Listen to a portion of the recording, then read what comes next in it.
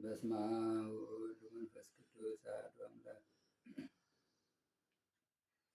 በስመ አብ ወወልድ ወመንፈስ ቅዱስ አሐዱ አምላክ። አማስሩ አሚሩ በሰኔ በዛቲ ዕለት ተጻሜተ ስሙ ለቅዱስ ገላውዴዎስ።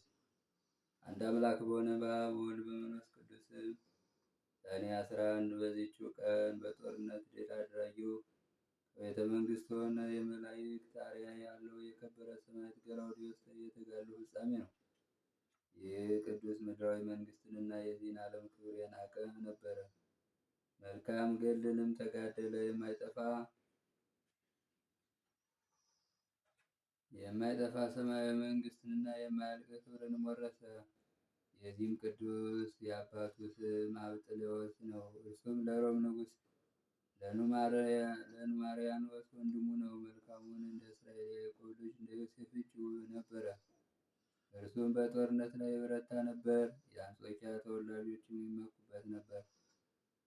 ስለ ደም ግባቱና ጽናቱ በሁሉ ዘንድ የተወደደ ነበር። እርሱንም ከመውደዳቸው ብዛት የተነሳ ጠላቶችን ድል እንዳደረጋቸው እነርሱም ድል ሆነው በውርደትና በብዙ ድንጋጤ ከፊቱ እንደሸሹ አድርገው ስዕሉን ስለው በከተማ መግቢያ በር ላይ ያኖሩት ነበር። ቅዱስ ገላውዴዎስም የቤተ ክርስቲያን ቅዱሳት መጻሕፍትን ዘወትር ያነብ ነበር።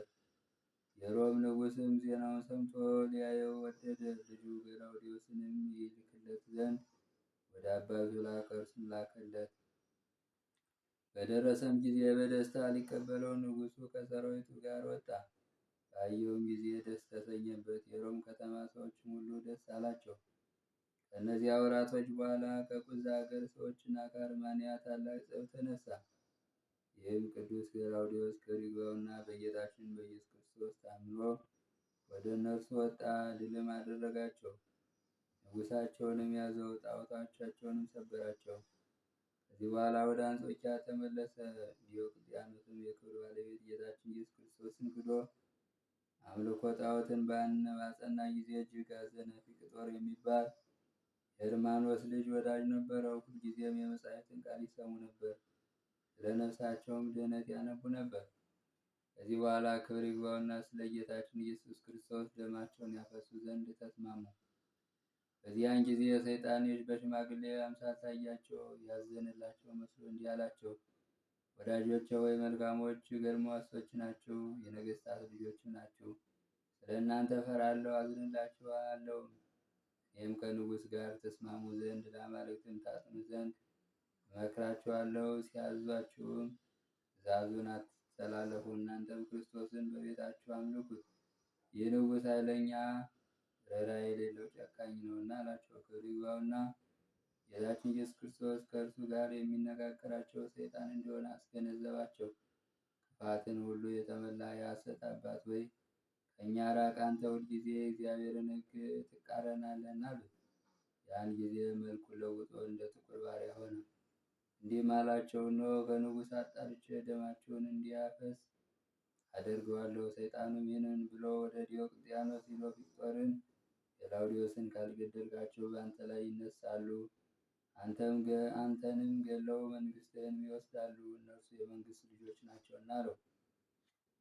ስለዚህ ንጉሥ ወደ ቅዱስ ገላውዴዎስ ልኮ ወደ እርሱ አስመጣው።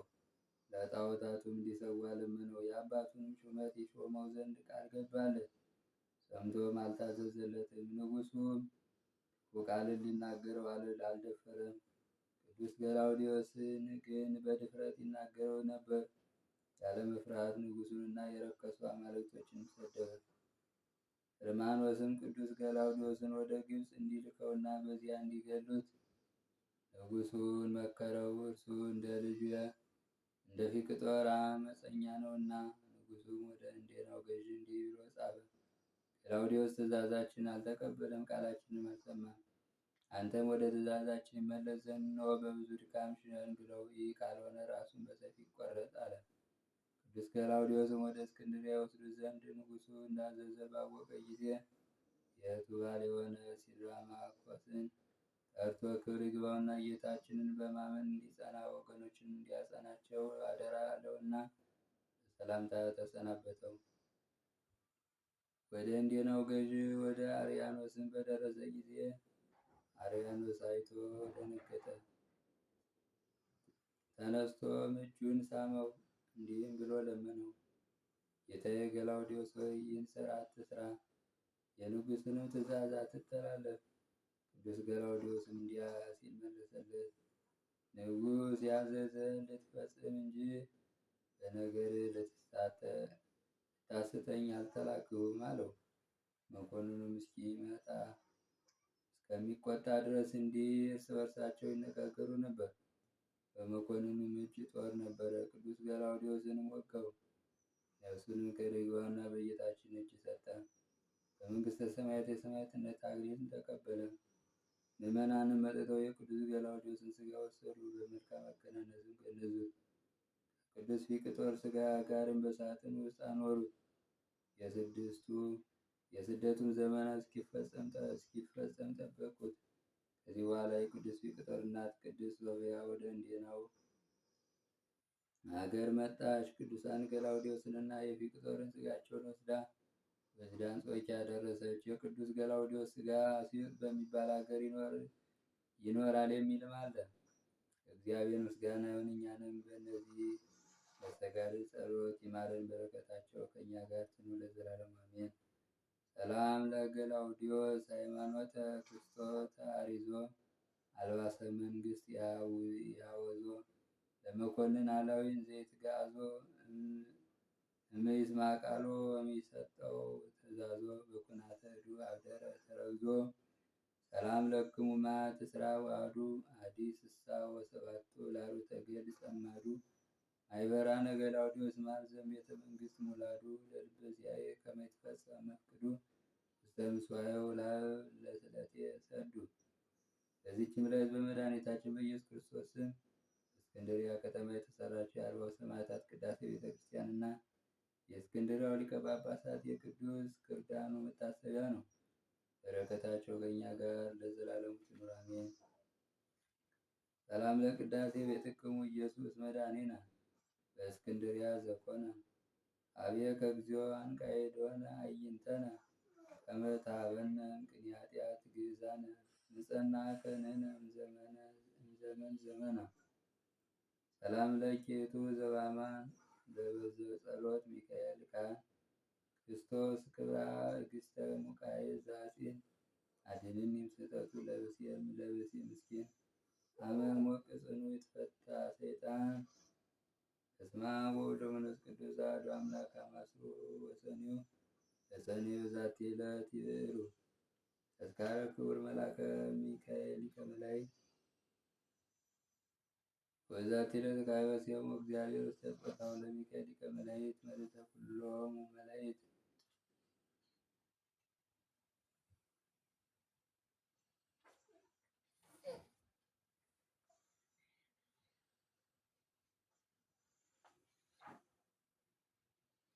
ወበዛቲ ዕለት ካዕበ ኮነ ተዝካረ ዕረፍተ ለአፎምያ ቅድስት። ወበዛቲ ዕለት አይረፈ አባ የሱጦስ ሊቀ ጳጳሳት ዘእስክንድርያ።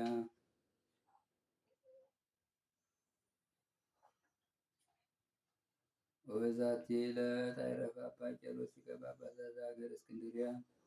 ወበዛቲ ዕለት ካዕበ ኮነ ተዝካረ ዕረፍቱ ለብፁዕ ወቡሩክ ላሊበላ ንጉሠ ኢትዮጵያ ራእየ ምስጢር ዘውስተ ሰማያት ዘአቅረብኩ ማሕሌተ ዘኪርያ አእላፈ ምልዕተ ጸምዱከ ዘልፈ ለላነብብ ተወከፍ ዘንዴቴ መጽሐፍን ተረሰይከ እግዚኦ ጸሪቀ መምለቱ ክፈ እምእለ ውላን ዘተርፈ ነቢያት ቅዱሳን ሐዋርያት ሰባክያን ሰማዕታት ወጻድቃን ደናግል ወመነኮሳት ሄራን ባረኮ ጉባኤ ዛቲ መካን እስከ አረጋዊ ለይኩን እምስሳለ ዘጻፎ ክፍተቱ ለዘጻፎን ዘይደርስ ለዛን ወሉ ዘተርጉሞ በልሳን አዲስ ለዘሰማ ቃሎ በዝነ መንፈስ በጸሎተ እሙ ማርያም አራጊተ ኩሉም ባይ ክቡር የማረነ ኢየሱስ ክርስቶስ ከቅዱሳን በረከት ረድኤት በረከት ይክፈለን። ሰላም እንዳሳደረ ሰላም ቀን ያውለን፣ ምሕረቱን ይላክልን። ከቅዱስ ገላውዴዎስ ጸጋ ክብር ያድነን። አቡነ ዘበሰማያት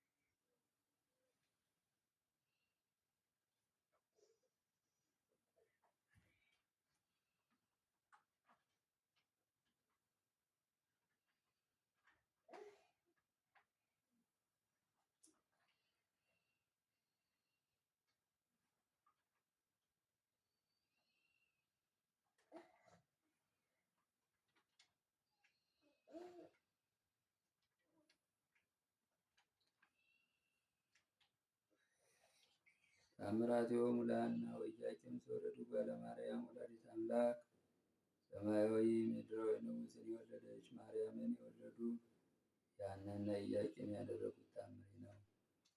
ጸሎታቸውና በረከታቸው ከሁላችን ጋር ይሁን ለዘላለሙ አሜን። የኢያቄም ሚስት ብፅዕት ሐና በብዙ ጸሎት እንደኖረች ነው ተነገረ። እግዚአብሔርም የተባረከች ዘርን ሰጣት። ከ6 ወር በኋላ ሐና መጽነሷ ታወቀ። ዘመዶቿ የባሏም ዘመዶች ሰሙ፣ ወደ እርሷም መጡ። ዘመንሽ ካለፈ በኋላ የተደረገው ነገር ምንድን ነው አሏት። ጽንሷን ይመለከቱ ዘንድ ወዷን ዳሰሱ። ከሐና እናት ወገን ማየት የተሳናት የአርሳባድ ልጅ የምትሆን አንዲት ሴት ነበረች። ምንም ሳታውቅ ማይኗን ዳሰሰች፣ ያን ጊዜም ዳነች። ሐናንም ሐና ሆይ ለአንቺ ብፃን ይገባሻል፣ ከዓለም ፍጥረታት እንዳንቺ በማኅፀኑ የዕውራን ዓይን የፈወሰ የለም አለቻት። ዘመዶቿም ሰገዱላት። ሐናም ፀሐይ ከአጥቢያ ኮከብ እንደሚበልጥ በእነርሱ ላይ ከፍ ከፍ አለች። ዜናዋን በዓለም ዳርቻ ሁሉ ተሰማ። ድውያንን ሕሙማንም ሁሉ አመጡ፣ ማኅፀኗንም እየዳሰሱ ይፈወሱ ነበር። ሁላቸውም በማኅፀኗ ሳለ የፈወሰ ሲወለድማ እንዴት ይሆን አሉ። የእስራኤል ልጆችም ይህን ሰምተው ተሰበሰቡ። ስለዚህም ሁኔታ ምን እናድርግ? ኢያቄምና ሐና እነሆ መንግሥትን ከፍለዋልና፣ ሐናም ጸንሳ በማኅፀኗ ትፈውሳለች፣ በእኛ ላይም ልትነግሥ ነው አሉ። አንዱ ሰውም ይህ ያስጨንቃቸዋልን? እና እንደተጻፈ በድንጋይ ወግረን እንግደላቸው አለ። ሁሉም ተገረሙ። መንፈቀ ሌሊት በሆነ ጊዜ ስሙ ገብርኤል የሚባል መልአክ ከሰማይ ወረደ። ሐናና ኢያቄምንም ዘመድ የከበራችሁ ሆይ ተነሱ አላቸው።